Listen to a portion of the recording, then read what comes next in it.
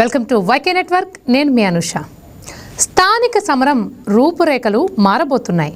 పరోక్ష యుద్ధం కాస్త ప్రత్యక్షం కాబోతోంది. కూటమి ప్రభుత్వం ఓల్డ్ ఈజ్ గోల్డ్ అంటోంది.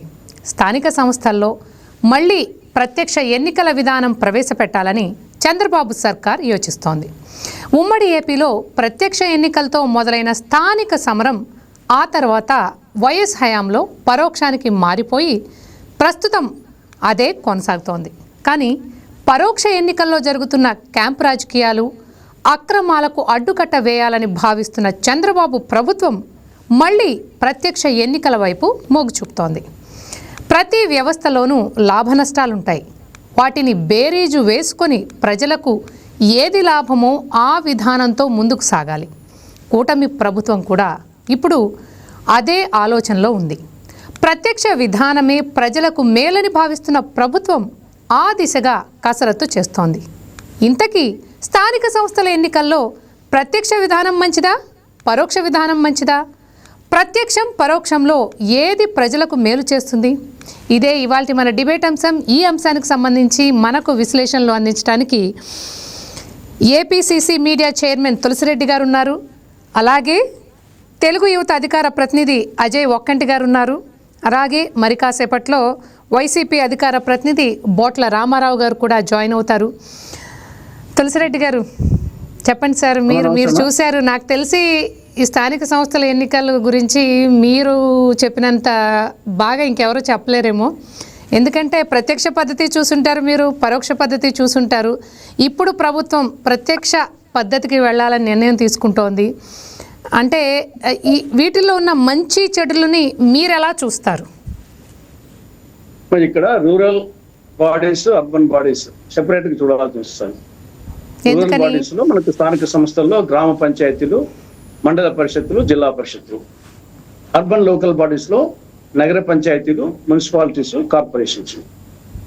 దీంట్లో రూరల్ బాడీస్ కి సంబంధించి నేను చెప్పినట్లు ఇది 243C. ఇది ప్రత్యక్ష ఎన్నికలు పెట్టాలన్నా పరోక్ష ఎన్నికలు పెట్టాలని 73వ రాజ్యాంగ సవరణలో ఆర్టికల్ 243C నిర్ణయిస్తుంది. రూరల్ బాడీస్ నుంచి ఆర్టికల్ 243C. 243C ఏం చెప్తుంది? ఈడ గ్రామ పంచాయతీలకు సంబంధించి అది రాష్ట్ర ప్రభుత్వం యొక్క ఇష్టం. ఈడ మళ్ళా ప్రతి దాంట్లో కూడా మెంబర్స్, ఈడ గ్రామ పంచాయతీలో వార్డు మెంబర్స్, సర్పంచ్, మండల పరిషత్లో ఎంపీటీసీలు, మండల పరిషత్ అధ్యక్షుడు, జిల్లా పరిషత్లో జెడ్పీ చైర్మన్, జెడ్పీటీసీలు. కాబట్టి మెంబర్స్ అండ్ హెడ్స్. దీంట్లో 243C ఏం చెప్తుందంటే గ్రామ పంచాయతీకి సంబంధించి అది రాష్ట్ర ప్రభుత్వానికి ఇచ్చిన అధికారం, మీ ఇష్టం. సర్పంచ్ ఎలక్షన్స్ వార్డు మెంబర్ ఏమో డైరెక్ట్ గా ఎన్నుకోవాల్సిందే. సర్పంచ్ను అది ప్రత్యక్షమా పరోక్షమా, డైరెక్టా ఇండైరెక్టా, అది రాష్ట్ర ప్రభుత్వానికి వదిలేసింది. కాబట్టి రాష్ట్ర ప్రభుత్వం మన రాష్ట్రంలో ప్రత్యక్ష ఎన్నికే పెట్టింది, సర్పంచ్కు ప్రత్యక్ష ఎన్నికే పెట్టింది.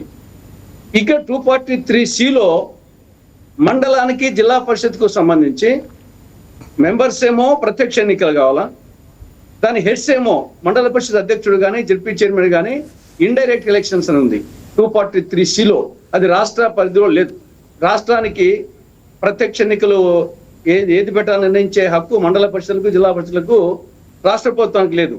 ఇది వల్ల ప్రస్తుతం మనం వచ్చేసి పరోక్ష ఎన్నికలే పెడుతున్నాం. అంటే పరోక్ష ఎన్నికలు రాజ్యాంగ పరంగా ఉంది 243Cలోనే, అది రాజ్యాంగ పరంగానే పరోక్ష ఎన్నిక మండల పరిషత్ అధ్యక్షుడు, జిల్లా పరిషత్.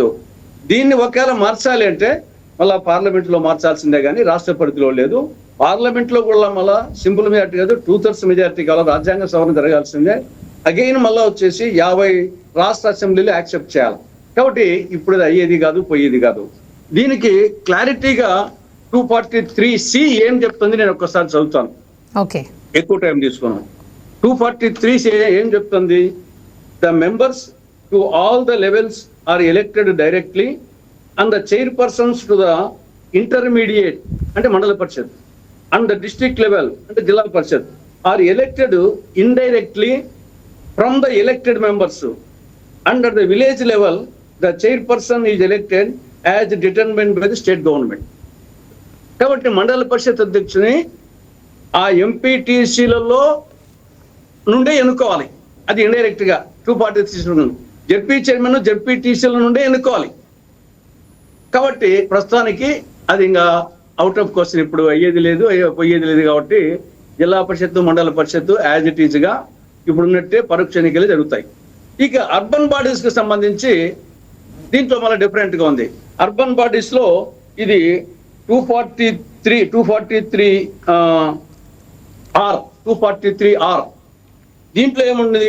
The manner of election of chairpersons of municipalities has been left to the specified by the state legislature. కాబట్టి రాష్ట్ర ప్రభుత్వానికి వదిలేసింది. మెంబర్స్ వచ్చేసి వార్డు మెంబర్స్, కౌన్సిలర్స్, కార్పొరేటర్స్ ప్రతి ప్రజలు ఎన్నుకుంటారు. మిగతా నగర పంచాయతీ అధ్యక్షుని కానీ, మున్సిపల్ చైర్మన్ కానీ, కార్పొరేషన్ మేయర్ కానీ ఏ విధంగా ఎన్నుకునేది అది రాష్ట్ర ప్రభుత్వానికి వదిలిపెట్టింది.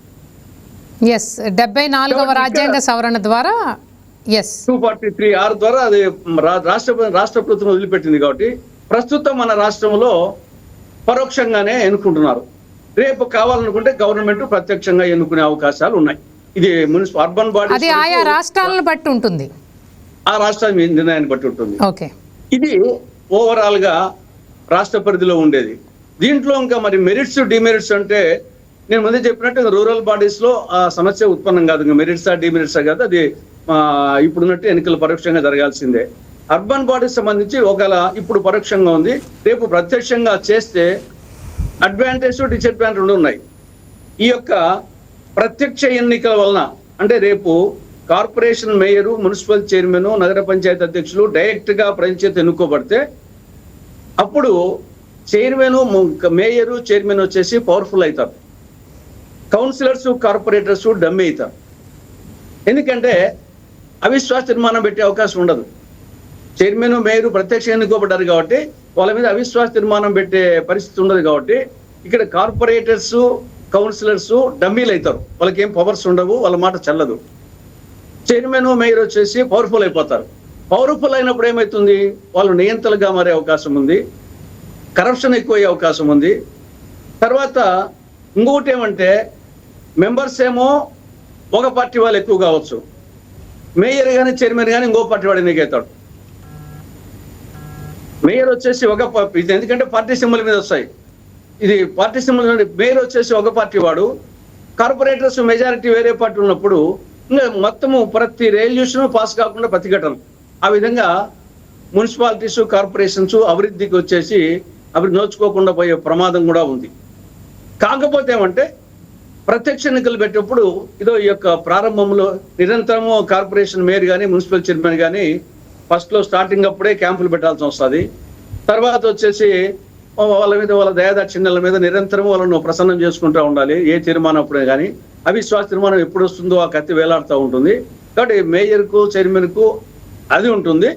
కానీ ఇంకొక యాంగిల్ చూసినప్పుడు వాళ్ళు ప్రత్యక్ష ఎన్నికలప్పుడు నియంతగా మారే అవకాశం ఉంటుంది, కరప్షన్ ఎక్కువ అనుకుంటుంది. తర్వాత ఒక పార్టీ వాళ్ళు మేయరు, ఇంకో పార్టీ వాళ్ళు అయ్యి మొత్తం ప్రతిష్టంభన వచ్చేసి ఏ రెజల్యూషన్ పాస్ కాకుండా పోయే ప్రమాదం ఉంది. కాబట్టి రెండు మెరిట్స్ ఉన్నాయి, డిమెరిట్స్ ఉన్నాయి. ఇది ఆలోచించాల్సిన అవసరం ఉంది. ఓకే తులసిరెడ్డి గారు, థ్యాంక్ యూ. రామారావు గారు మీరు చెప్పండి, ఇప్పుడు ఏదైతే ప్రభుత్వం స్థానిక సంస్థల ఎన్నికల్లో ప్రత్యక్ష విధానం ద్వారా ఎన్నిక జరగాలని ఏదైతే యోచిస్తోందో, ఇందులో మంచి చెడులు ఏంటో ఆలోచించాలని ఇప్పటికే వారు ఆలోచించడం మొదలుపెట్టారు. అంటే దీనిపై మీ అభిప్రాయం ఏంటి? నిజంగా ప్రత్యక్ష ఎన్నిక ద్వారా స్థానిక సంస్థల్లో మనం ఎన్నుకున్నట్టయితే నిజంగా మనం ఇందాక మాట్లాడుకున్నట్టు తులసిరెడ్డి గారు అన్నట్టు మంచి చెడు రెండు ఉన్నాయి. ప్రస్తుత పరిస్థితుల్లో మరి ఈ విధానం ఎంతవరకు ఆచరణ యోగ్యమని మీరు అనుకుంటున్నారు? నమస్కారం మేడం గారు. నమస్తే అండి. మీకు అట్లాగే ప్యానల్లో ఉన్నటువంటి పెద్దలు తులసిరెడ్డి గారికి, అజయ్ గారికి, అట్లాగే వీక్షకులందరికీ కూడా నమస్కారం. మేడం, స్థానిక సంస్థల ఎన్నికలు అనేటువంటి విషయానికి వస్తే సర్పంచ్ ఎన్నికలు అంటే గ్రామ పంచాయతీ ఎన్నికలు, అట్లాగే మండల పరిషత్ ఎన్నికలు, జిల్లా పరిషత్ ఎన్నికలు, అట్లాగే కార్పొరేషన్ ఎన్నికలు, మున్సిపల్ ఎన్నికలు అన్నమాట. అంటే కార్పొరేషన్ కావచ్చు, మున్సిపాలిటీస్ కావచ్చు, లేకపోతే మినీ మున్సిపాలిటీస్ అంటే నగర పంచాయతీలు కావచ్చు. ఇదంతా ఒక సెక్టర్.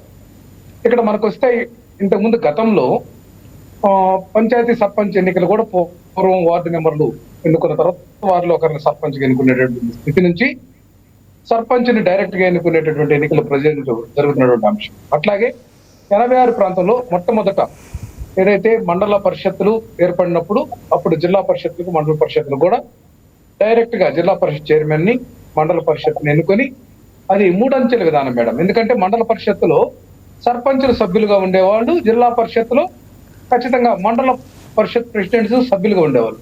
ఇది డైరెక్ట్ గా ఉన్నటువంటి అంశం. అయితే ఇక్కడ భారతదేశ వ్యాప్తంగా తీసుకున్నటువంటి నిర్ణయాల్లో భాగంగా ఖచ్చితంగా టెరిటోరియల్ కాన్స్టిట్యున్సీ నుంచి మండల పరిషత్ కానీ జెడ్పీటీసీ కానీ వస్తే బాగుంటుంది అనేటువంటి ఆలోచనతోటి జరుగుతున్నటువంటి ఎన్నికలు చూస్తాం. అట్లాగే మున్సిపల్ కార్పొరేషన్స్ కానీ మున్సిపాలిటీస్ కానీ వీటికి కూడా గతంలో ప్రత్యక్షంగా చైర్మన్ ఎన్నుకునే వాళ్ళు డివిజన్ లో కానీ ఆ యొక్క వార్డుల్లో కానీ కౌన్సిలర్లను కార్పొరేటర్లను ఎన్నుకునేటువంటి పరిస్థితి ఉండేది.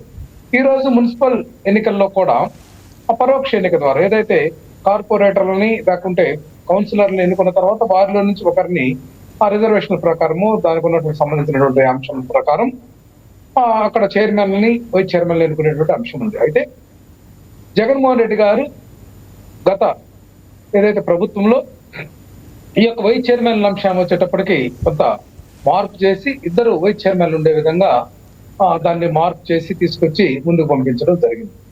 నేనేమంటున్నానంటే ఇక్కడ రాజ్యాంగబద్ధంగా ఏదైతే మనకు 73, 74 రాజ్యాంగ సవరణల ద్వారా పంచాయతీలకు సంబంధించి కానీ లేకుంటే స్థానిక సంస్థల ఎన్నికలకు కానీ పెద్దలు చెప్పినట్లుగా కూడా ఆర్టికల్ 234లో సబ్సెక్షన్స్ అన్ని కూడా మనము తయారు చేసుకున్నటువంటి దాని ప్రకారం ఇప్పుడు ప్రస్తుతం నడుస్తున్నటువంటి విధానంలో ఇక్కడ ఈ యొక్క ప్రభుత్వం మండల పరిషత్తులకు కానీ లేకుంటే జిల్లా పరిషత్తులకు కానీ లేకుంటే మున్సిపాలిటీస్ కానీ కార్పొరేషన్లు కానీ డైరెక్ట్ గా ఎన్నిక జరపాలనే అంశంలో వచ్చేటటువంటి తేడా ఏంటంటే ఇక్కడ బలమైనటువంటి ఆర్థిక స్తోమత ఉన్నటువంటి వ్యక్తులే ఈ యొక్క పదవులకు పోటీ పడేటటువంటి పరిస్థితి ఉంది. ఎందుకంటే డైరెక్ట్ ఎన్నికల ద్వారా ఇటువంటి పరిస్థితి ఉంది. అదే కనుక ఒక చిన్న టెరిటోరియల్ కాన్స్టిట్యున్సీ నుంచి ఎన్నికైనటువంటి వ్యక్తి పరోక్ష పద్ధతిలో కనుక వస్తే ఎన్ని కూడా పార్టీ పరంగా జరిగేటటువంటి ఎన్నికలే కాబట్టి ఆ పార్టీ నిర్ణయించినటువంటి అభ్యర్థి సునాయాసంగా ఎంపీపీ గాను లేకుంటే జడ్పీ చైర్మన్ గాను లేకపోతే మున్సిపల్ చైర్మన్ గాను లేకపోతే కార్పొరేషన్ మేయర్ గాను నియమింపబడేటటువంటి లేకపోతే ఎన్నుకోబడేటటువంటి సౌలభ్యం ఉంది. ఇక్కడ మరలా కూడా ఇది ఆధిపత్య విధానం లేకుంటే మరొక వెనుకటి విధానం వల్ల ఇక్కడ మరలా కూడా పవర్ సెంటర్ అనేది చాలా క్లిష్టమైనటువంటి అంశంగా మారేటటువంటి అంశం.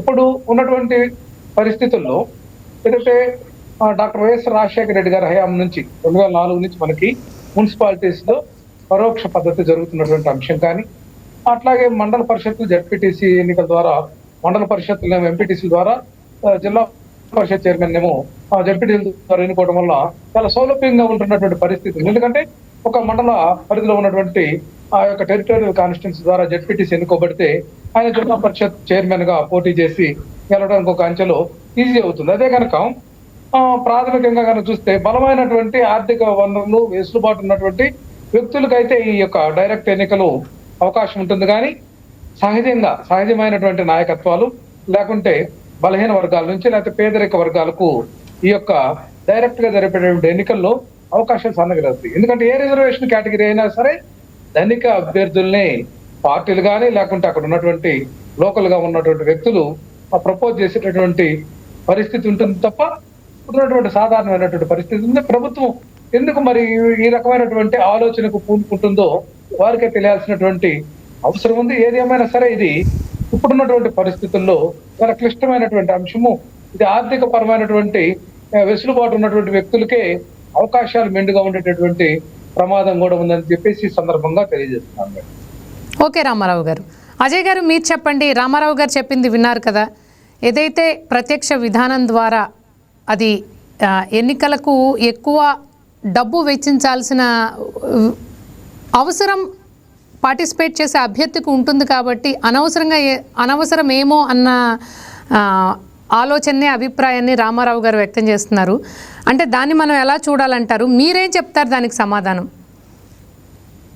అనుష గారు, మీకు పెద్దలు తులసిరెడ్డి గారికి, వైసీపీ అధికార ప్రతినిధి పోట్ల రామారావుకి, white kite university good evening అండి. కూటమి ప్రభుత్వం అది పరోక్షంగా కానీ ప్రత్యక్షంగా కానీ స్థానిక సంస్థల ఎలక్షన్స్ ని నిష్పక్షపాతంగా జరపాలనుకుంటుంది. రెండోది, ఈ రోజు ప్రత్యక్షంగా జరపాలా పరోక్షంగా జరపాలా అనేది ఒక నిర్ణయానికి రాలేదు. అభిప్రాయ సేకరణ మొదలు పెట్టారు అంతే అనుష. అంటే గతంలో ప్రత్యక్షంగా జరిగినవి ఉన్నాయి. తర్వాత రాజశేఖర రెడ్డి గారు ముఖ్యమంత్రి అయిన తర్వాత వాటన్నిటిని పరోక్షంగా విధానాన్ని తీసుకురావడం జరిగింది. అంటే గ్రామ పంచాయతీలు ఒక్కటే ప్రత్యక్షంగా జరుగుతున్నాయి. ఇక మండల పరిషత్తులు కానీ, జిల్లా పరిషత్తులు కానీ, మున్సిపాలిటీలు కానీ, కార్పొరేషన్లు కానీ అన్ని పరోక్షంగానే జరుగుతూ ఉన్నాయి. దాకా పెద్దలు తులసిరెడ్డి గారు చెప్పినట్టు దీంట్లో ఇఫ్స్ ఉన్నాయి, బట్స్ ఉన్నాయి. పరోక్షంగా జరిగినా ప్రత్యక్షంగా జరిగినా. చెప్పండి అజయ్ గారు. అజయ్ గారు చెప్పండి. రామారావణ చెప్పినట్టు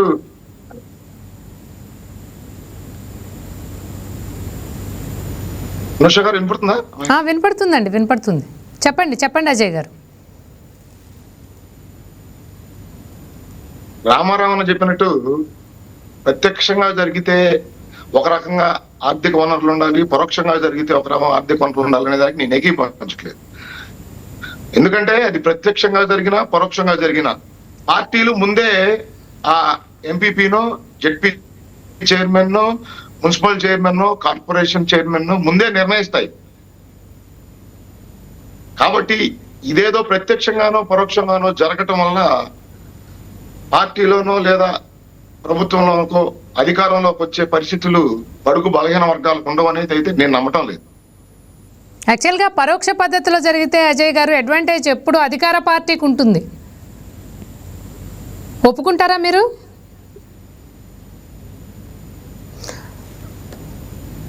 అజయ్ గారికి ఆడియో డిస్టర్బెన్స్ ఉన్నట్టుంది. తులసిరెడ్డి గారు మీరు చెప్పండి.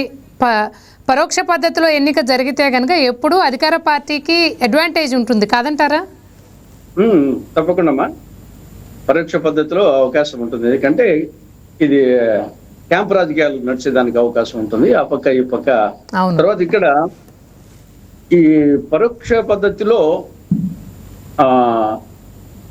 ఇప్పుడు వచ్చి వారు చెప్పినట్టు సర్పంచ్ ఒకటి తప్ప మిగతా అన్ని పరోక్షంగానే ఎంపీ, మండలాధ్యక్షుడు, జిల్లా పరిషత్ చైర్మన్, నగర పంచాయతీ అధ్యక్షుడు, మున్సిపల్ చైర్మన్, కార్పొరేషన్ మేయరు.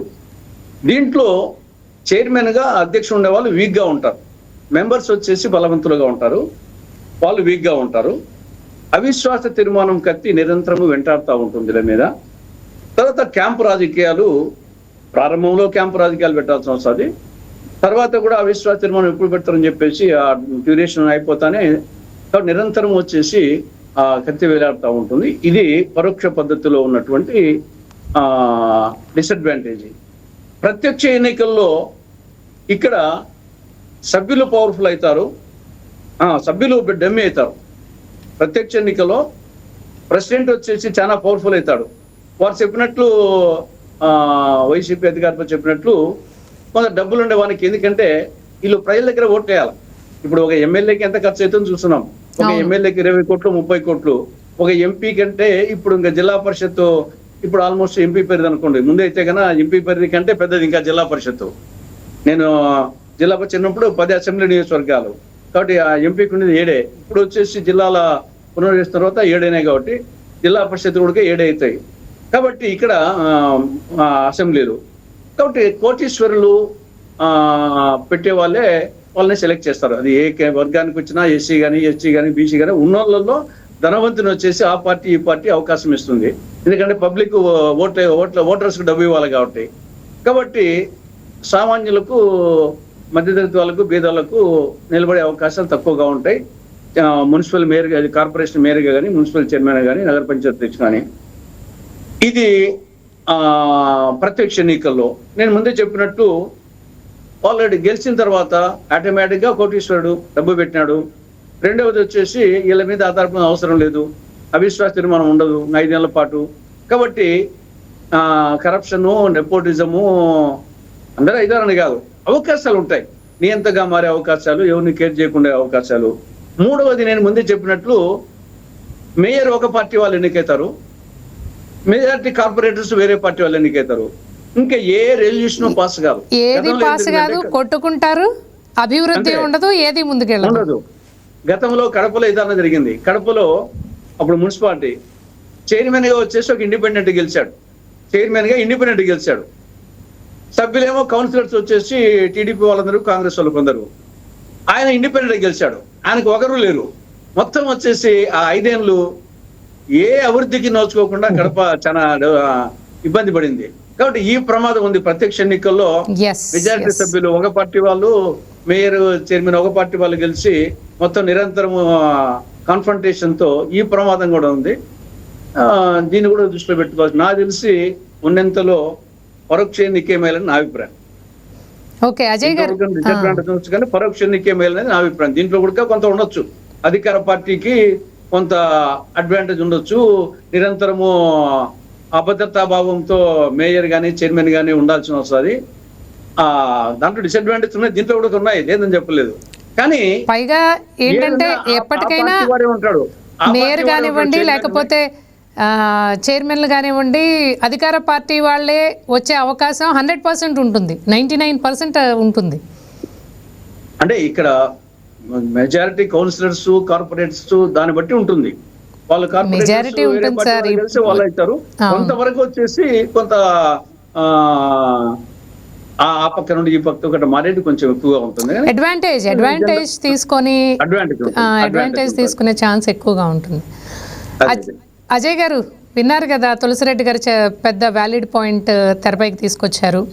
ఏదైతే ప్రత్యక్ష పద్ధతిలో ఎన్నిక జరిగినట్లయితే ఇప్పుడు చైర్మన్ కానివ్వండి, లేకపోతే మేయర్ కానివ్వండి, ఇందాక అనుకున్నట్టు ఏ పార్టీకి చెందిన వాళ్ళైనా, అంటే అధికార పార్టీకి కాకుండా చెందిన వాళ్ళై, అలాగే వార్డు మెంబర్స్ వాళ్ళందరూ కూడా వేరే పార్టీకి చెందిన మెజారిటీ మెంబర్స్ ఉన్నట్టయితే ఏదైనా ప్రపోజల్ పెట్టినా ముందుకెళ్ళదు.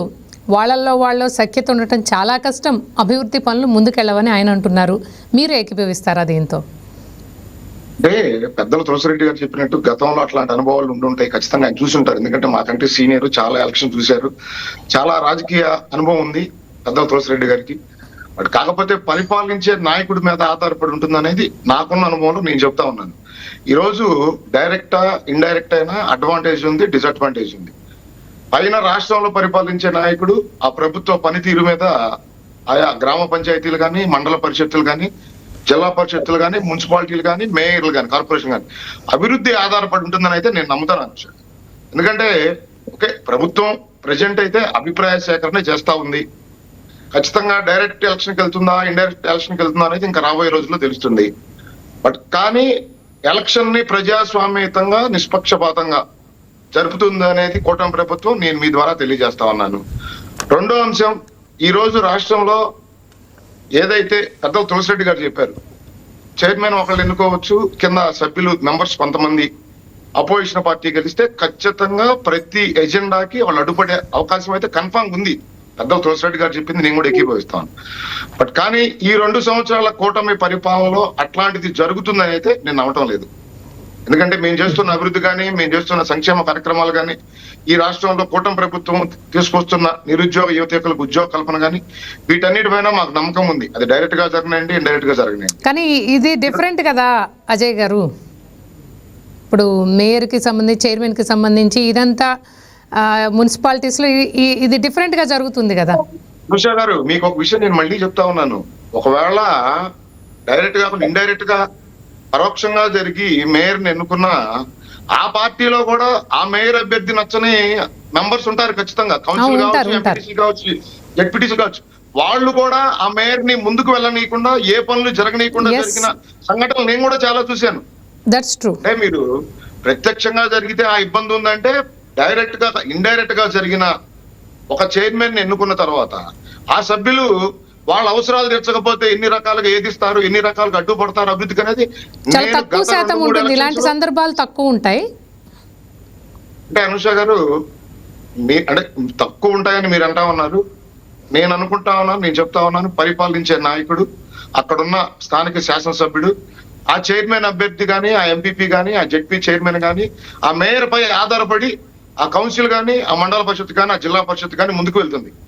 పెద్దలో తులసిరెడ్డి గారికి తెలియని అంశమేం కాదు. బట్ కాకపోతే ఆ పార్టీ ఎన్నుకునే అభ్యర్థి ఖచ్చితంగా దాని మీద డిపెండ్ అయి ఉంటుంది అనుష కదా. డైరెక్టా ఇండైరెక్టా మీరు ఏది చేసినా ఆ పార్టీ ఎన్నుకునే అభ్యర్థి మీద, ఆ మున్సిపాలిటీ మీద, లేదా గ్రామ పంచాయతీ మీద, లేదా ఎంపీపీ మీద, లేదా జిల్లా పరిషత్ మీద ప్రభుత్వానికి ఎంత కంట్రోల్ ఉందనే దాని మీద కూడా ఆధారపడింది అనుష గారు. ఎందుకంటే డైరెక్ట్ గా పెట్టినా ఇండైరెక్ట్ గా పెట్టినా ఇబ్బందులు అనేవి ఖచ్చితంగా వస్తాయి. కాబట్టి నేనేమంటా ఉన్నానంటే ప్రభుత్వం ఈ రోజు అభిప్రాయ సేకరణ చేస్తా ఉంది. ఇప్పుడు జరుగుతున్న ఎలక్షన్స్ లో డబ్బులు ఫ్లో లేకుండా ఏ పార్టీ అయినా గెలుస్తుంది లేకపోతే ఎవరైనా గెలుస్తారంటే అసలు అది నమ్మే పరిస్థితి కాదు. అది ఎవరు చెప్పినా ప్రజలందరికీ తెలిసిన విషయం, అన్ని చూస్తానే ఉన్నాం. కానీ నేనేమంటా ఉన్నానంటే ఏ విధంగా జరిగినా అది ప్రత్యక్షంగా జరగని పరోక్షంగా జరగని ప్రజాస్వామ్యయుతంగా జరగాలి, నిష్పక్షపాతంగా జరగాలి. ప్రతి ఒక్కళ్ళు నామినేషన్ వెయ్యాలి, ఎలక్షన్స్ లో పార్టిసిపేట్ చేయాలి, వాళ్ళ గెలుపుని ప్రజలు నిర్ణయించాలి. గతంలో వైసీపీ మాదిరి ఏ విధంగానైతే అప్లికేషన్లు చించేసి భయభ్రాంతులకు గురి చేసి కనీసం ఆ కాంపౌండ్ లో కూడా రానివ్వకుండా ఆ పరిస్థితుల్లో ఈ రోజు కూటమి ప్రభుత్వం లేదనైతే నేను సగర్వంగా చెప్పగలను. నారా చంద్రబాబు నాయుడు గారి నాయకత్వంలో రేపు రాబోయే ఎలక్షన్స్ లో ప్రశాంతంగా వైసీపీ అభ్యర్థులు ఈ రాష్ట్రంలో ఉన్న ప్రతి అభ్యర్థి నామినేషన్ వేసుకోవచ్చు, ప్రజాబాహుల్యంలోకి వెళ్ళొచ్చు, వారి ఓటు వాళ్ళు అడగొచ్చు. ఎక్కడా వాళ్ళకి అడ్డుపడే పరిస్థితి అయితే కూటమి చేయదని అయితే నేను చెప్తా ఉన్నాను. ఎందుకంటే మా నాయకుడు పనితీరు మీద మా ప్రభుత్వానికి కానీ మా పార్టీలకు కానీ ఆ విధమైన నమ్మకం ఉంది. ఆ రోజు వాళ్ళ పార్టీ నాయకుడు జగన్మోహన్ రెడ్డి గారి పనితీరు మీద వాళ్ళకి నమ్మకం లేదు కాబట్టి అక్కడ ఎక్కడా తెలుగుదేశాన్ని కానీ జనసేన కానీ వీళ్ళు పోటీ చేసే పరిస్థితి తీసుకురాలేదు. ఈ రోజు మాకు ధైర్యం ఉంది. ఈ రోజు ఏదైతే 2024 సార్వత్రిక ఎన్నికల్లో ఆంధ్రప్రదేశ్ ప్రజలు మాకు మ్యాండేట్ ఇచ్చారో కూటమికి, రాబోయే రోజుల్లో కానీ ఇప్పుడు జరిగిన పరిపాలన కానీ ఏ విధంగా ఉంది, ఆ పరిపాలన కానీ మా నాయకుడి పని విధానాన్ని కానీ మేము నమ్ముతా ఉన్నాం. ఖచ్చితంగా వాళ్ళు కూడా పోటీ చేయాలి అనుష గారు. పోటీ చేసినప్పుడే ఈ రోజు మా ప్రభుత్వ పనితీరు ఏ విధంగా ఉంది, ప్రజలు ఎవరిని ఆశీర్వదిస్తున్నారు నిజాయితీగా నిష్పక్షపాతంగా వాళ్ళ ఓటు ద్వారా అనేది మాకు తెలియటం కూడా అవసరం. ఎందుకంటే ఈ 2 సంవత్సరాల పరిపాలన ఏదైతే మేము ఇచ్చిన హామీలు కానీ చెప్పిన ఉద్యోగ కల్పన కానీ అంటే 20 లక్షల ఉద్యోగ కల్పన చెప్పాం, అది సంపూర్ణంగా పూర్తి కాకపోయినా ఆ దిశగా మా నాయకుడు నారా చంద్రబాబు నాయుడు గారు, నారా లోకేష్ గారు కృషి చేస్తా ఉన్నారు. అదేవిధంగా సంక్షేమ కార్యక్రమాలు 90% అమలు చేశాం. అది ఈ రోజు తల్లికి వందనం డబ్బులు ఏ విధంగా ఈ రాష్ట్రంలో పడతా ఉన్నాయి. గతంలో వాళ్ళు ఏం చెప్పి అధికారంలోకి వచ్చిన తర్వాత అమ్మఒడిలో ఇంట్లో 2 పిల్లలు ఉంటే 2 పిల్లలకి ఇస్తామని చెప్పి అధికారంలోకి వచ్చినది ఒకళ్ళకి ఇచ్చిన విధంగా కాకుండా ఈ రోజు కూటమి ప్రభుత్వం అర్హులైన పిల్లలు ఎంత మంది ఉంటే అంత మందికి ఇంట్లో ఈ రోజు ప్రభుత్వం అండగా నిలబడే విధానం. ఈ రోజు మా పరిపాలన పైన మాకు నమ్మకం ఉంది.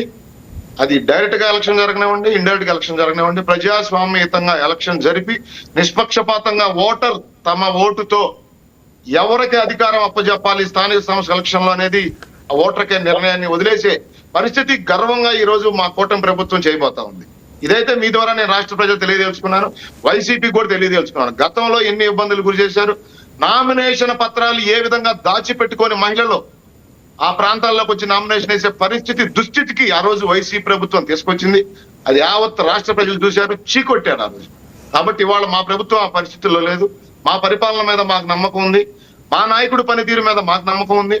మా నారా లోకేష్ గారు ఏదైతే ఈ రోజు భారతదేశంలో ఆంధ్రప్రదేశ్ ని స్పీడ్ ఆఫ్ డూయింగ్ బిజినెస్ లో నెంబర్ 1 గా నిలబెట్టారో దానిపైన మాకు నమ్మకం ఉంది. మేము చేసిన ఉద్యోగ కల్పన మీద మాకు నమ్మకం ఉంది. కాబట్టి ఖచ్చితంగా మేము ప్రజల వద్దకు వెళతాం. ఈ 2 సంవత్సరాలు ఈ ప్రభుత్వ పనితీరుని ప్రజలకు చెబుతాం. ఖచ్చితంగా మ్యాండేట్ కూటమికి వస్తుందని అయితే నేను ఘంటాపదంగా చెప్పగలను అనుష. ఓకే అజయ్ గారు. రామారావు గారు మీరు చెప్పండి, ప్రత్యక్షమైన పరోక్షమైన ప్రజాస్వామ్యబద్ధంగా ఎన్నికుంటుందని అజయ్ గారు చెప్తున్నారు.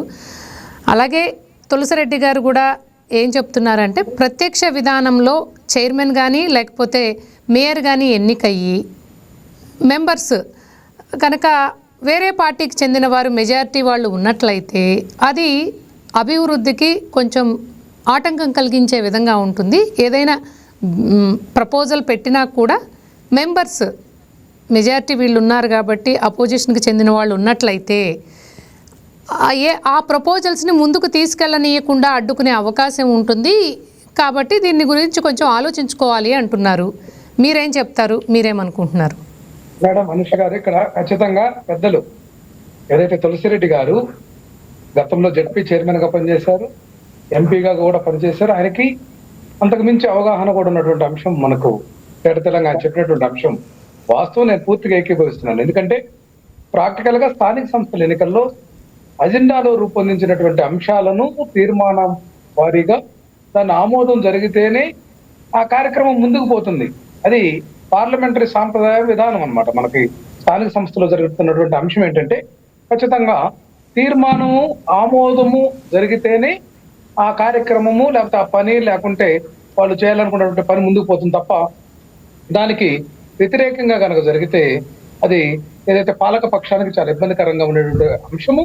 ఇది ప్రాక్టికల్ గా గతంలో కూడా జరిగినటువంటి అంశాలని పెద్ద ఆయన ఉదాహరించినటువంటి అంశం కూడా ఉంది. ఎందుకంటే ఇండిపెండెంట్ ఎవరో చైర్మన్ అయితే ఆ పాలక మండలి ఉన్నటువంటి సభ్యులు వేరే వేరే పార్టీలు ఉంటే వాళ్ళ నిర్ణయాల్ని ఆ చైర్మన్ మీద రుద్దడం, ఆ చైర్మన్ దానికి సహకరించకపోవడం లేకపోతే సభ్యులు సహకరించకపోవడం అనే దాని మీద ఆ యొక్క ఏదైతే ఆ యొక్క సంస్థ ఏదైనా మండల పరిషత్ కావచ్చు, లేకుంటే ఆ జిల్లా పరిషత్ కావచ్చు, లేకపోతే ఆ మున్సిపల్ కార్పొరేషన్ కావచ్చు, అక్కడ పనులన్నీ కూడా చతికిల పడేటటువంటి ప్రమాదం ఉన్నటువంటి అయితే ఇక్కడ గత పాలక ఏదైతే పక్షం అయినటువంటి వైసీపీ హయాంలో ఎన్నికలు సజావుగా జరగలేదని దానంతా కూడా ప్రజలు అసహించుకున్నారని చెప్తున్నటువంటి అజయ్కి నేను ఒకటి విన్నవించుకోదలుచుకున్నా, ఒకటి చెప్పదలుచుకున్నా.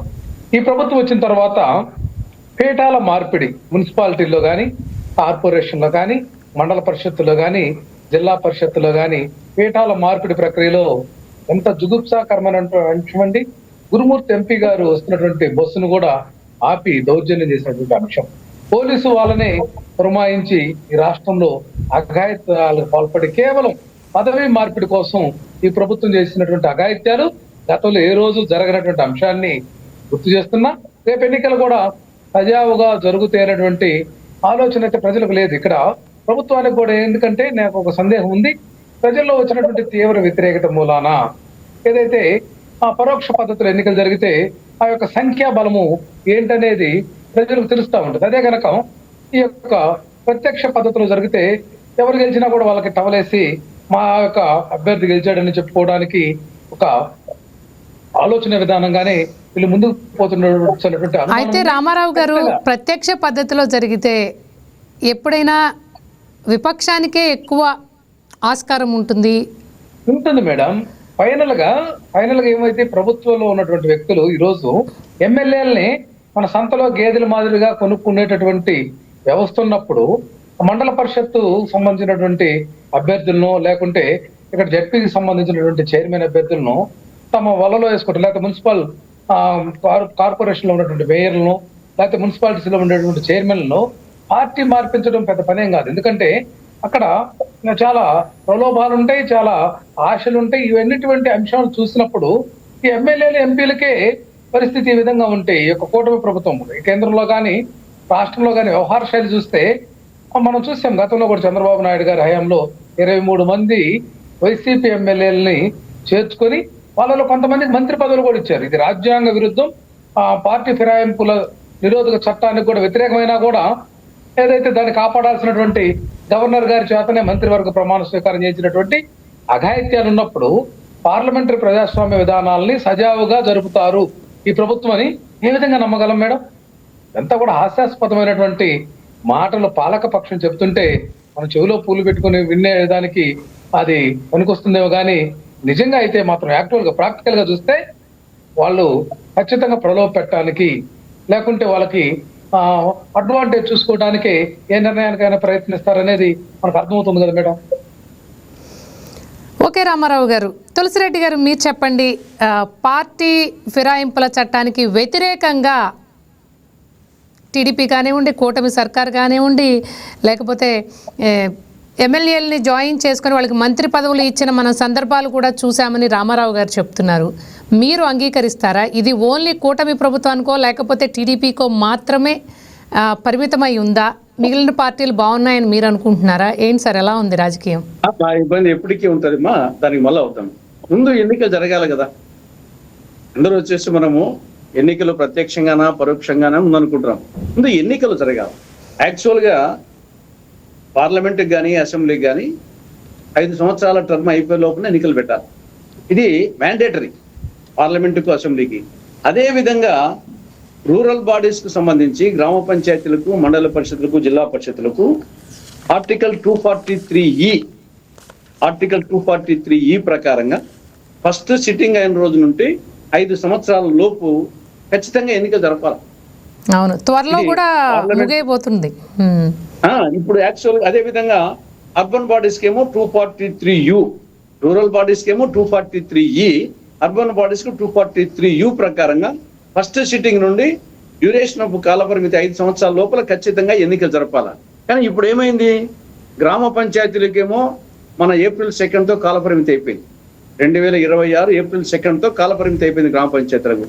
కానీ 243E ప్రకారము ఆ లోపల ఎన్నికలు జరిపి ఉండాలి. అదేవిధంగా అర్బన్ బాడీస్కు 2026 మార్చి 17కు టర్మ్ అయిపోయింది, కానీ ఎన్నికలు జరపలేదు.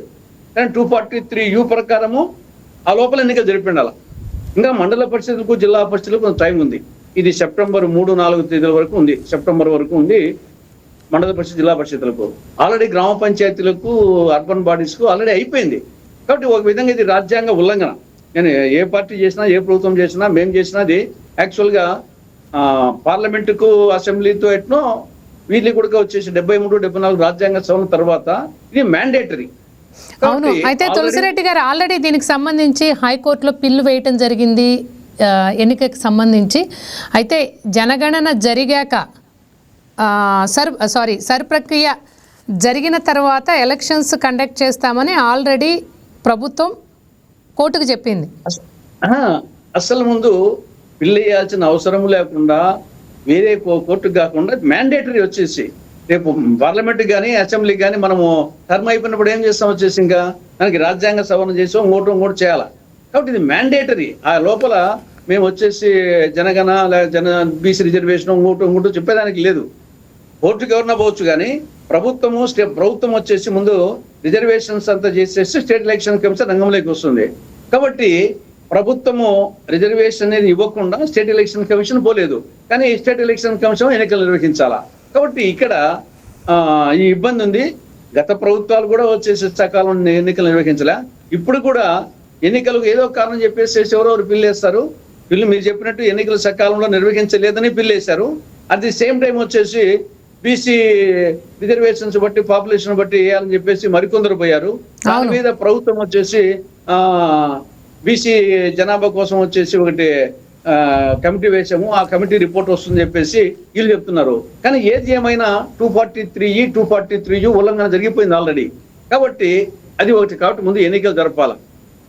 తర్వాత రెండవది, మనము ప్రత్యక్షమా పరోక్షమా ఏదైనా కానీ ముందు వెంట్రుకలు ఉంటే కుప్పైనా వేసుకోవచ్చు, జడ వేసుకోవచ్చు, 2 జడలు వేసుకోవచ్చు. ముందు నిధులు ఉంటాయి కదా.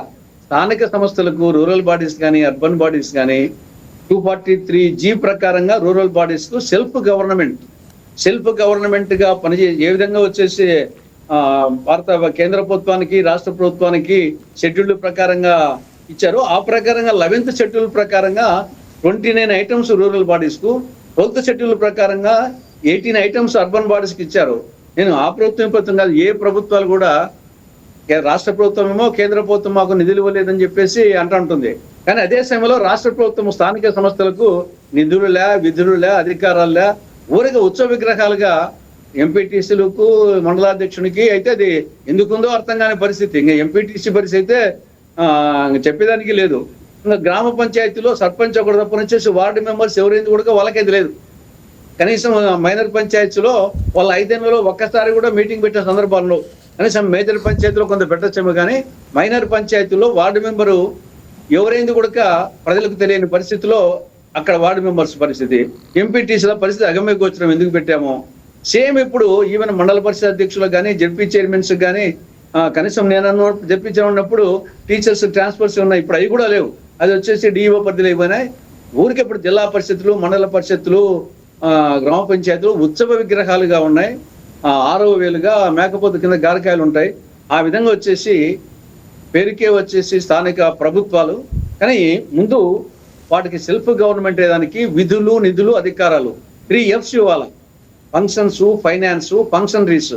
ఆ 3 ఇవ్వకుండా ప్రత్యక్షమైన ఒకటే, పరోక్షమైన ఒకటే ఊరికి ఎన్నికలు జరిపి కోట్లు ఖర్చు పెట్టి గలాటలు పెట్టి చేసేది తప్ప సమాజంలో ఒక అశాంతి క్రియేట్ చేయడం తప్ప ఏదో గెలిచినాక ఏమన్నా చేస్తారంటే ఏమి చేసే పరిస్థితి లేదు. కాబట్టి ముందు దానికి సెల్ఫ్ గవర్నమెంట్ పనిచేసే విధంగా ముందు వాటికి విధులు, నిధులు, అధికారాలు బదిలీ చేయాల్సిన. తులసిరెడ్డి గారు, అయితే మీరు జెడ్పీ చైర్మన్ గా పనిచేసినప్పుడు అప్పుడు పరిస్థితులు ఎలా ఉండేవి? మీరు అన్నట్టు ఈ నిధుల వ్యవహారంగానే ఉండే అప్పుడు ఎలా ఉండేది చెప్పండి. అప్పుడు అప్పుడు కూడా పూర్తి స్థాయిలో వచ్చేసి మనము చెప్పినట్టు ఒక 11th షెడ్యూల్ ఉండే 20 ఐటమ్స్ అప్పుడు కూడా ఇవ్వలేదు. కానీ ఇప్పటికంటే కొంచెం బెటర్గా ఉండేది. అప్పుడు మెయిన్గా వచ్చేసి కొంత సెంట్రల్ గవర్నమెంట్ స్కీమ్స్ ఉండేటి.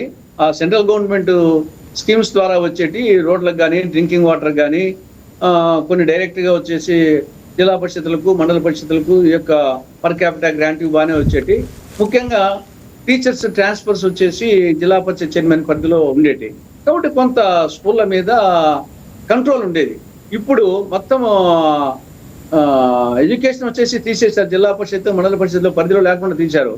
ఊరికే నిమిత్త మాత్రలుగా ఉన్నారు. వచ్చేసి ఉన్నామంటే ఉన్నాము.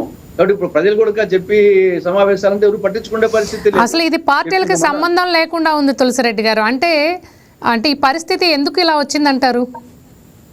అంటే ఎందుకు ఆ పోస్టులన్నీ కూడా నామకే వాస్తే అయిపోయాయి? బస్సు ప్రయాణికుని మనస్తత్వం. బస్సు ప్రయాణికుడు బస్సులో ఎక్కినంత వరకు బస్సు ఆగాలనుకుంటాడు. తను ఎక్కిన తర్వాత నెక్స్ట్ స్టేషన్ ఆగకుండా ముందుకు పోవాలనుకుంటాడు. ఆ విధంగా వచ్చేసి కేంద్ర ప్రభుత్వమో తనకు నిధులు ఇవ్వాలి అని రాష్ట్ర ప్రభుత్వం ఏ ప్రభుత్వం సరే అడుగుతుంటారు.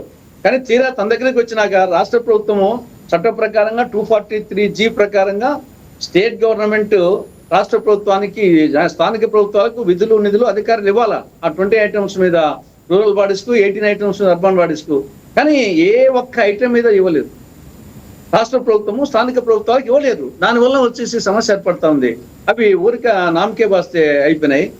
అయితే తులసిరెడ్డి గారు, ఈ విషయంలో పంచాయతీ వ్యవస్థల పరిస్థితి అయితే మెరుగ్గా ఉంది.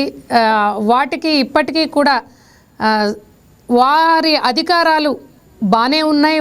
పంచాయతీ రాజ్కి సంబంధించిన నిధులు కూడా సపరేట్గానే ఉన్నాయి. ఈ విషయంలో కేంద్ర ప్రభుత్వం నుంచి కూడా నిధులు బాగానే వస్తున్నట్టున్నాయి కదా?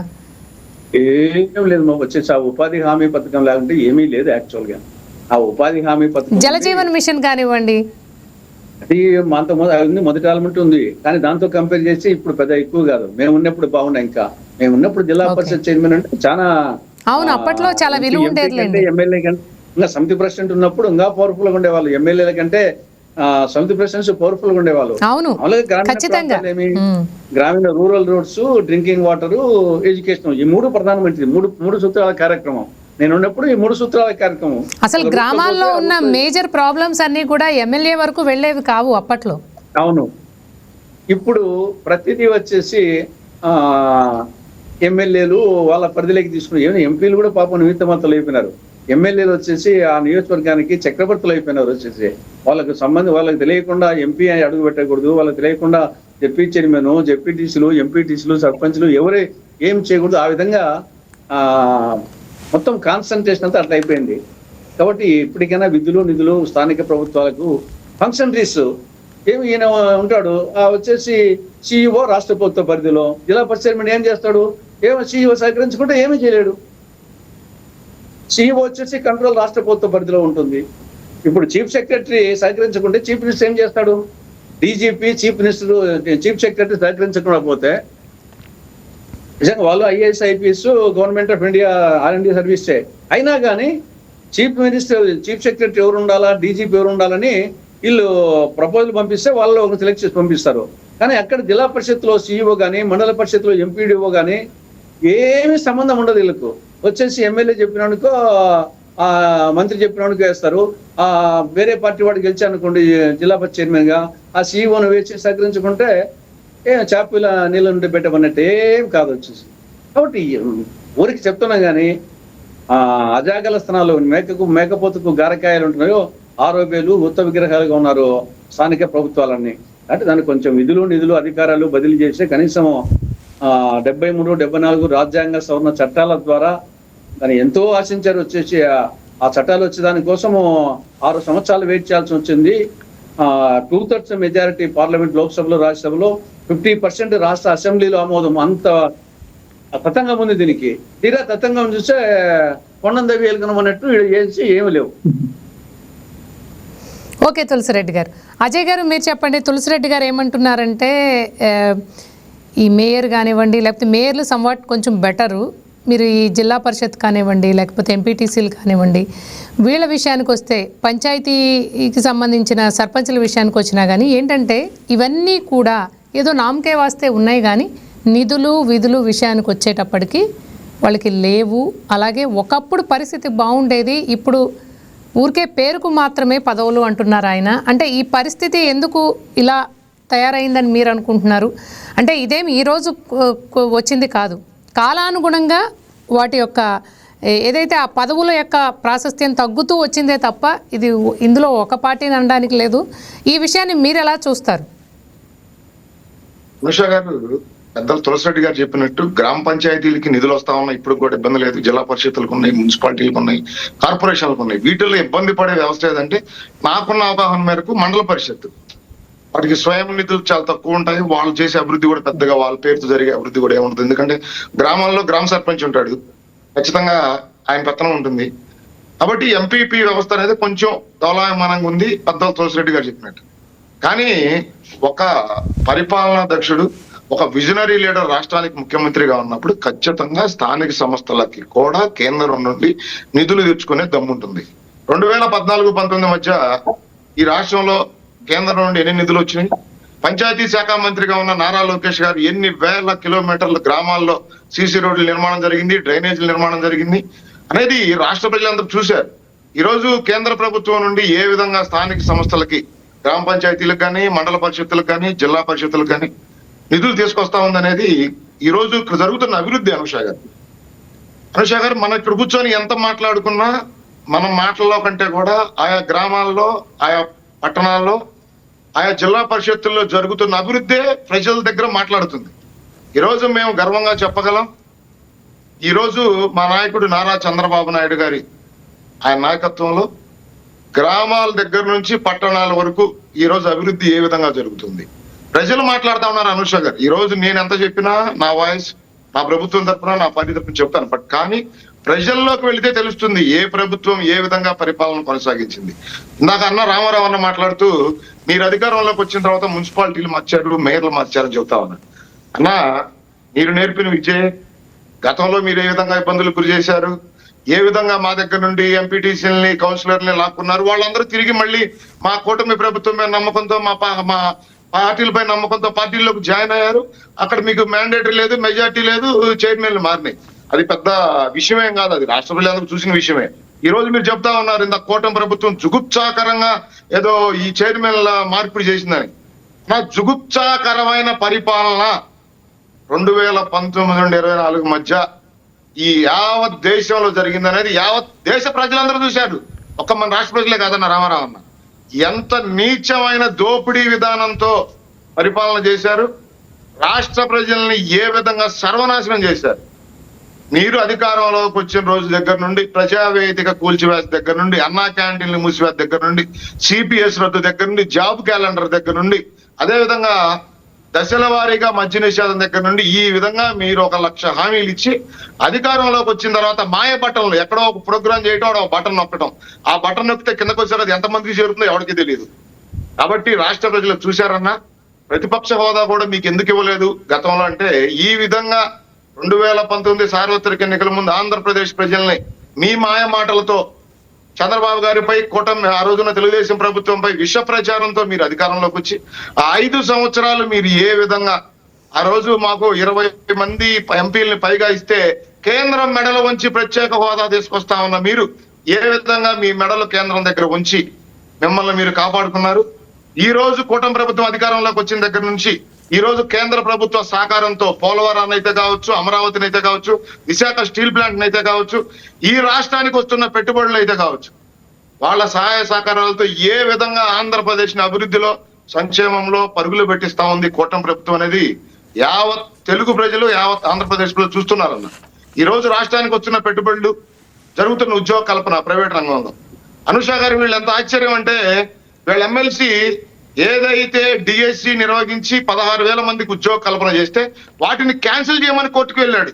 విచిత్రంగా ప్రపంచంలో ఎక్కడా ఉండదు ఇట్లాంటి పార్టీ, వైసీపీ పార్టీ తప్ప. ట్రాన్స్పరెంట్ గా లేదంటారు, సాక్ష్యాధారాలు చూపించమంటే చూపించరు. అక్కడ పాస్ అయిన అభ్యర్థులు, ఎగ్జామ్ రాసిన అభ్యర్థులు చెప్తా ఉన్నారు ట్రాన్స్పరెంట్ గా జరిగింది అనేది. అయినా వీళ్ళకి అవసరం లేదు, బురద చల్లటం, కడుక్కోమంటాం. నిద్రలేసిన దగ్గర నుండి ఈ రాష్ట్రంలో జరుగుతున్న అభివృద్ధి మీద, సంక్షేమ కార్యక్రమాల మీద వీళ్ళకి నోటికి వచ్చిందల్లా మాట్లాడతారు. ఎంత విచిత్రమైన ఘటన అంటే 2 రోజుల క్రితం జరిగింది అనుష గారు.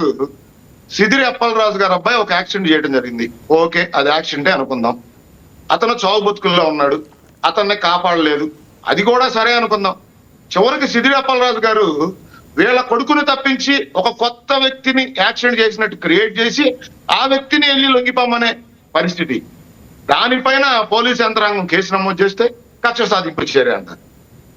ఆయన తమ్మినేని సీతారాం గారు బతుకున్న వ్యక్తులను చచ్చిపోయాడని చెప్పి డెత్ సర్టిఫికెట్లు క్రియేట్ చేసి ఆయన భూ కబ్జాలు చేస్తే దాని మీద కక్ష సాధింపు చర్యలు అంటారు. ఎంత విచిత్రంగా ఉంటుంది వీళ్ళ వాదన అంటే, ఒక మర్డర్ జరిగితే చిన్న కుర్రోడు మర్డర్ చేశాడు తెలియక, చిన్న కుర్రోడు యాక్సిడెంట్ చేశాడు, ఒక కుటుంబానికి అన్యాయం చేశాడు, రొడ్డుపాలు చేశాడు. వీళ్ళ జగన్మోహన్ రెడ్డి గారికి హత్యలు జరిగినా, ఆత్మహత్యలు జరిగినా, యాక్సిడెంట్లు జరిగినా అవన్నీ చాలా చిన్న విషయాలు. అనుష గారు, ఈరోజు మీ ద్వారా ఎలక్షన్ లో ప్రత్యక్షంగా జరగని, పరోక్షంగా జరగని ఏదో విధంగా అయితే జరుగుతాయి. రాబోయే 2 నెలలు అయితే నేను ఖచ్చితంగా నమ్ముతా ఉన్నా. ప్రజాస్వామ్యతంగా జరుగుతాయి, నిష్పక్షపాతంగా జరుగుతాయి. ఖచ్చితంగా వైసీపీ అభ్యర్థులందరూ హ్యాపీగా నామినేషన్లు వేసుకోవచ్చు, ప్రజలను వెళ్ళి ఓట్లు అడగవచ్చు. రేపు రాబోయే రోజుల్లో స్థానిక సంస్థల ఎలక్షన్స్ లో కూటమి ప్రభుత్వానికి ప్రజలు మ్యాండేట్ ఇవ్వబోతున్నారా, లేదు ఈ రోజు వైసీపీ చెబుతున్న మాయ మాటలు ప్రజలు మరొకసారి నమ్ముతారనేది ఈ రాబోయే 5-6 నెలల్లో అనుష గారు మీరు కూడా చూడబోతా ఉన్నారు. ఒక నిరంతరం ఈ రాష్ట్ర ప్రజల కోసం పనిచేసే నాయకుడు ఈ రాష్ట్రానికి ఉన్నప్పుడు ఖచ్చితంగా నిధులు వస్తాయి, తీసుకువస్తారు. అజయ్ గారు, ఇందాక రామారావు గారు ఒక మాట కూడా అన్నారు, మా నాయకుడికి ఉంది అనుష గారు. గ్రామాల దగ్గర నుండి అజయ్ గారు పట్టణాల దాకా ఏ విధమైన అభివృద్ధి జరుగుతా ఉంది. అజయ్ గారు, పార్టీ ఫిరాయింపుల చట్టానికి వ్యతిరేకంగా మీరు వైఎస్ఆర్సీపీ పార్టీ ఎమ్మెల్యేలని జాయిన్ చేసుకున్నారు పార్టీలో, వారికి మంత్రి పదవులు ఇచ్చారని చెప్పి ఇందాక రామారావు గారు అన్నారు. దీనికి మీ సమాధానం ఏంటి? అలాగే అలాంటి పరిస్థితుల్లో ఇక్కడ ప్రత్యక్ష ఎన్నిక జరిగినా కూడా అలాంటి ప్రలోభాలే పెడతారు, అలాగే జరుగుతుంది అనేది ఆయన పాయింట్. అనుష గారు, పార్టీ ఫిరాయింపులు తెలుగుదేశం పార్టీ ఏం కనుగొనలేదు. తెలుగుదేశం పార్టీతో స్టార్ట్ అవ్వలేదు, తెలుగుదేశం పార్టీతో అంతగా ఉండలేదు. పెద్దలు తులసిరెడ్డి గారికి తెలుసు, కాంగ్రెస్ పార్టీ ఉన్నప్పుడు లేవా, కేంద్రంలో లేవా, రాష్ట్రంలో లేవా. మన వైసీపీలో వీళ్ళు ఎమ్మెల్యేలని ఫిరాయింపు చేసుకోలేదా అనుష గారు? అంటే తెలుగుదేశం పార్టీ నుంచి ఎమ్మెల్యేలను తీసుకోలేదా? అసెంబ్లీ సాక్షిగా జగన్మోహన్ రెడ్డి గారు, నేను ఇంకొక 3 నీ దగ్గర నుంచి లాక్కుంటే నీకు ప్రతిపక్ష హోదా పోతుందని అసెంబ్లీ సాక్షిగా జగన్మోహన్ రెడ్డి గారు మాట్లాడలేదా అనుష గారు? కాబట్టి పార్టీ ఫిరాయింపులు ఏదో కొత్తగా తెలుగుదేశం పార్టీతోనో తెలుగుదేశం పార్టీతో ఎండ్ అవుతాయనైతే నేను అనుకోవటం లేదు. రెండోది, రేపు రాబోయే స్థానిక సంస్థల ఎలక్షన్ లో పార్టీ ఫిరాయింపులో లేకపోతే లాక్కోవాల్సిన అవసరం మాకైతే లేదు అనుష గారు. పదే చెప్తా ఉన్నా, కూటమి ప్రభుత్వం నారా చంద్రబాబు నాయుడు గారి నాయకత్వంలో ప్రజాస్వామ్యయుతంగా, నిష్పక్షపాతంగా స్థానిక సంస్థల ఎలక్షన్లు జరుగుతాయి. ఈ 2 సంవత్సరాల పరిపాలన మీద మేము మ్యాండేట్ అడుగుతాం ప్రజల్ని, వాళ్ళని అడగమనండి. ప్రజలు ఎవరు తరపున నిలబడతారు, ఎవరికి ప్రజలు మద్దతు తెలుపుతారు అనేది రాబోయే రోజు తెలుస్తుంది. కాబట్టి అన్న రామారావు ఉన్న వైసీపీ పార్టీ ఏదో ఒక ఉత్తమ అవార్డు తీసుకున్న పార్టీ లాగా, మిగతా వాళ్లే పార్టీ ఫిరాయింపులు చేశారు, వీళ్ళేదో పార్టీ ఫిరాయింపులు చేయనట్టు, వీళ్ళేదో స్థానిక సంస్థల ఎలక్షన్స్ లో నిష్పక్షపాతంగా ఎలక్షన్లు చేసినట్టు, ప్రజాస్వామ్యయుతంగా ఎలక్షన్లు జరిపినట్టు మాట్లాడితే ఎట్లా అనుష గారు? రాష్ట్ర ప్రజలందరూ చూసిందే కదా అనుష గారు. తెలుగుదేశం పార్టీ నుంచి ఎమ్మెల్యేలను తీసుకున్నారా లేదా? గెలిచిన జనసేన పార్టీ ఎమ్మెల్యేని ఒక్కడిని కూడా లాక్కున్నారా లేదా? కాబట్టి పార్టీ ఫిరాయింపుల గురించి మీకు నైతిక హక్కు లేదు, మాట్లాడే హక్కు. ఈ రోజు నేను మీ ద్వారా తెలియజేసుకున్నాను రాష్ట్ర ప్రజలకి, ఎలక్షన్లు ఏ విధంగా జరిగినా సరే ప్రజాస్వామ్యయుతంగా, నిష్పక్షపాతంగా జరిపేదానికి కూటమి ప్రభుత్వం నారా చంద్రబాబు గారి నాయకత్వంలో సిద్ధంగా ఉంది. ఈ రోజు జరుగుతున్నది అభిప్రాయ సేకరణ మాత్రమే, పరోక్షంగా జరగాల, ప్రత్యక్షంగా జరగాల. రెండిట్లో అడ్వాంటేజ్లు ఉన్నాయి, డిసడ్వాంటేజ్లు ఉన్నాయి అనుష గారు. కాబట్టి పరిపాలించే నాయకుడి మీద ఆధారపడి ఉంటుంది తప్ప ఏది నిధులు వచ్చేది కానీ, అభివృద్ధి కానీ, స్థిరమైన పరిపాలన అనుష గారు, అది పరోక్షంగా జరిగినా ప్రత్యక్షంగా జరిగినా స్థిరమైన పరిపాలన గ్రామ పంచాయతీల్లో, మండల పరిషత్తుల్లో, జిల్లా పరిషత్తుల్లో, మున్సిపాలిటీల్లో, కార్పొరేషన్లో స్థిరమైన పరిపాలన కొనసాగాలి. ఆ ప్రాంతాల్లో నమ్మి ప్రజలు ఎవరికైతే ఓటేశారో వాళ్ళ ద్వారా అక్కడ అభివృద్ధి జరగాలి. సంక్షేమ కార్యక్రమాలు బడుగు బలహీన వర్గాల ప్రజలకు నిష్పక్షపాతంగా అందాలి. ఆ ప్రాంతం, ఆ గ్రామం, ఆ మండలం, ఆ జిల్లా పరిషత్, ఆ మున్సిపాలిటీ, ఆ కార్పొరేషన్ అభివృద్ధి జరగాలి. దానికి కూటమి ప్రభుత్వం కట్టుబడింది. కేంద్ర సహకారంతో నిధులు తీసుకొస్తుంది, అభివృద్ధి చేస్తుంది. ఖచ్చితంగా ఏ విధంగానైతే ఈ 2 సంవత్సరాల పరిపాలన సమయంలో లాసుల్లో ఉన్న విశాఖ స్టీల్ ప్లాంట్ ఈ రోజు లాభాల్లోకి ఏ విధంగా తీసుకొచ్చింది? ఈ రోజు రాష్ట్రంలో నీటిపారుదల శాఖ ప్రాజెక్టులను ఏ విధంగా పరుగులు పెట్టించి పూర్తి చేసి రైతులకు అండగా నిలబడడానికి ప్రభుత్వం పనిచేస్తా ఉంది. అమరావతి పనులు ఎంత శరవేగంగా జరుగుతా ఉన్నాయి. ఈ రాష్ట్రంలో రహదారుల నిర్మాణం ఏ విధంగా జరుగుతా ఉంది. పెట్టుబడులు ఎంత తొందరగా వచ్చి ఎంత తొందరగా గ్రౌండ్ అవుతా ఉన్నాయి. అనుష గారు, ఒక సంస్థని ఆంధ్రప్రదేశ్ కు తీసుకురావడం గొప్ప కాదు, ఆ సంస్థని టైం బాండ్ లోపు గ్రౌండ్ చేపించడం గొప్ప. ఈ రోజు నారా లోకేష్ గారు ఏ విధంగా కృషి చేస్తా ఉన్నారు, ఈ రాష్ట్రానికి సంస్థలు ఏ విధంగా తీసుకొస్తా ఉన్నారు, అవి గ్రౌండ్ అయ్యే విధంగా ఆయన ఏ విధంగా పనిచేస్తా ఉన్నారు నారా చంద్రబాబు గారి నాయకత్వంలో. ఈ రోజు పంచాయతీ శాఖ నిర్వహిస్తున్న పవన్ కళ్యాణ్ గారు ఏ విధంగా గ్రామాలకి రోడ్లు కానీ కరెంటు కానీ ఏ విధంగా అందిస్తా ఉన్నారు. ఈ రోజు రాష్ట్ర ప్రజలు చూస్తా ఉన్నారు. అనుష గారు, కూటమి ప్రభుత్వం ఏ విధంగా పనిచేస్తా ఉంది. రాబోయే రోజుల్లో స్థానిక సంస్థల ఎలక్షన్ లో కూడా కూటమి విజయ దుందుబి మోగిస్తుంది. మమ్మల్ని నమ్మి మాకు మ్యాండేట్ ఇచ్చిన ప్రజలకి ఖచ్చితంగా అండగా నిలబడి అభివృద్ధి చేసేదానికి మేము నిరంతరం పనిచేస్తామని చెప్పి మీ ద్వారా తెలియజేస్తా ఉన్నాను. అనుష గారు, ఓకే అజయ్ గారు. రామారావు గారు విన్నారు కదా, మేము ఈ 2 సంవత్సరాల్లో చేసిన పనితీరు తెలుసుకుంటాము ఎన్నికల మ్యాండేట్కి వెళ్ళి అని చెప్పి అజయ్ గారు చెప్తున్నారు. మిమ్మల్ని కూడా వెళ్ళమంటున్నారు. అంటే దీనికి మీరేం చెప్తారు?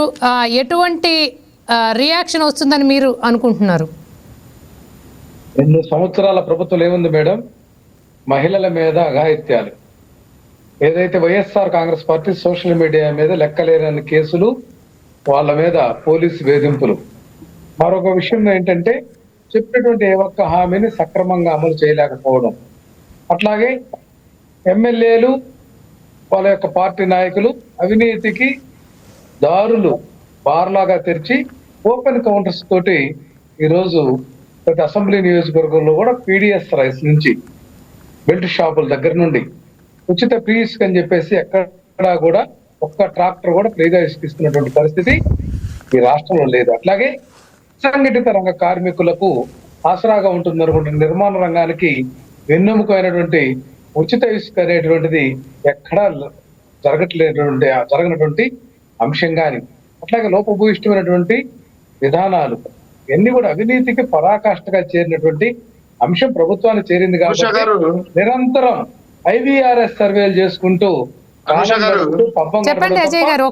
ఇక్కడ ఒక అంశం మేడం, సోషల్ మీడియా కేసులని మాట్లాడడానికి రామారావు నైతిక హక్కు ఉందా అని సూటిగా అడుగుతా ఉన్నా. ఓకే అజయ్ గారు, నెక్స్ట్ మీరే మాట్లాడుతున్నారు కానీ నెక్స్ట్ మీకు కూడా టైం ఇస్తా లాస్ట్ లో. రామారావు గారు, మీరు please stick to the point. బండబూతులు మాట్లాడినా నాయకుల ఫోటోలు మార్పింగ్ చేసి ఈ రోజు కూడా నోటికి వచ్చినట్టు మాట్లాడి ప్రభుత్వం మీద విషయం చెబుతున్నా వాళ్ళ ఆయన మాట్లాడండి అజయ్ గారు. అంటే అది ఏ రకంగా వెళ్తుందో నాకు అర్థం కావట్లేదు. సోషల్ మీడియా అంతా వికృత చేష్టలు చేసే సోషల్ మీడియా ప్రపంచంలో ఎక్కడ లేదు. అనుష గారు, సొంత చెల్లి పసుపు చీర కట్టుకుందని షర్మిలా గారి మీద వికృత పోస్టులు పెట్టిన గనులు ఈ social media, YCP social media. కాబట్టి వీళ్ళు చేస్తున్న వికృత చేష్టల్ని భరించాలి. మీరు ఎన్ని బూతులు తిట్టినా మేము వెంట కూర్చోవాలి. మీరు మాట్లాడుతున్న బూతు పురాణాన్ని మేము రామాయణం లాగా వినాలంటే అది కుదరదు. రామారావు అన్న, మీరు ప్రశ్నించండి, తప్పు లేదు. ఖచ్చితంగా ఇప్పుడు రామారావున మీరు ప్రశ్నిస్తా ఉన్నారు. మీరు నాతో పాటు ఒక 20-30 డిబేట్లలో కలిశారు. మీ మీద ఎక్కడైనా కేసు పెట్టారా? మీ మీద ఏమైనా కేసు పెట్టారా? ఎందుకు పెట్టలేదంటే మీరు విధానాల మీద మాట్లాడితే ఎవరు కేసులు పెట్టరు. రామారావున, మీరు బూతులు మాట్లాడితేనో విష ప్రచారాలు చేస్తేనో ఒక నాయకుడిని టార్గెట్ చేసి వాళ్ళ కుటుంబ సభ్యుల గురించి మాట్లాడితేనో అప్పుడు కేసులు పడతాయి తప్ప విధానాలను ప్రశ్నిస్తే, ప్రభుత్వంలో జరిగిన తప్పులను ఎత్తి చూపితే మేము స్వాగతిస్తాం. ఖచ్చితంగా వాటిని సరిదిద్దుకొని ముందుకెళ్లేదానికి మా కూటమి ప్రభుత్వం సిద్ధంగా ఉంది. విధానాల మీద ప్రశ్నించండి, ప్రభుత్వం తప్పు చేస్తే ఎత్తి చూపండి తప్ప ప్రతి అంశం మీద మేము విష ప్రచారం చేస్తాం. వస్తున్న పెట్టుబడుల మీద విష ప్రచారం చేస్తాం, ఉద్యోగ కల్పన మీద విష ప్రచారం చేస్తాం, కోర్టులో కేసులు వేయించుకొని కోర్టుల్లో ముట్టికాయలు తింటాం. అయినా మా బుద్ధి మారదు. అయినా మేము సోషల్ మీడియా వేదికగానే ఫేక్ ప్రచారాల మీద ఆధారపడి మేము బతుకుతామంటే ప్రభుత్వాలు చూస్తూ కూర్చోబోదన్నా. ఖచ్చితంగా ప్రశ్నించండి, విధానాల మీద ప్రశ్నించండి, తప్పులు ఎత్తి చూపండి. మీరు ఈరోజు చెబుతా ఉన్నారు ఉచిత ఇసుక అందట్లేదని. రండి, ప్రజాబాహుల్లోకి వెళ్దాం. దమ్ము ధైర్యం నాకుంది, నేను చూపిస్తా ఉచిత ఇసుక ఏ విధంగా కూటమి ప్రభుత్వం అందజేస్తా ఉంది. నేను చూపించేదానికి సిద్ధంగా ఉన్నా. మీరు ఎక్కడికి వస్తారో రండి. వైకేటీవీ సాక్షిగా ఉచిత ఇసుక అందుతుందో లేదో నేను చూపిస్తా. ప్రజలను అడుగుదాం. ప్రజలను అడుగుదాం, ఉచిత ఇసుక అందుతుందా లేదా. ఈ రోజు ఓకే, సంక్షేమ రైట్ కార్యక్రమాలు అజయ్ గారు, ఏ విధంగా మనం అందుతా ఉన్నాయి? ఖచ్చితంగా ఈ ఇసుకకు సంబంధించిన డిబేట్ మళ్ళీ ఇంకో రోజు పెట్టుకుందాం. ఇది ఇవాళ డిబేట్ అంశం. Thank you so much Ajay గారు, రామారావు గారు, అలాగే తులసిరెడ్డి గారు. రేపు మరో డిబేట్ అంశంతో మళ్ళీ కలుద్దాం. This is Anusha signing off.